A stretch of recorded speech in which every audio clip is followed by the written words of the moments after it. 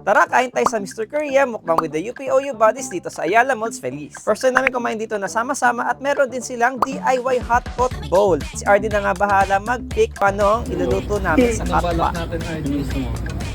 Ikaw. Thank you so much sa ating Disney Princess na si Maine for the sponsor ng ating mukbang for today's video.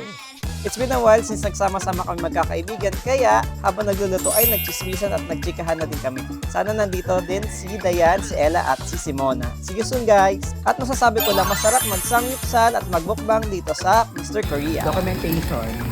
Media team. PR. Say PR. After namin kumain sa Mr. Korea ay nagpunta kami sa Coffee Bean and Tea Leaf para magpanghimagas. At dito na namin ginawa ang much awaited na exchange gifts kasi hindi rin kami nakapag-Christmas party noong December, kaya sa aming get together, we shared our gifts for one another.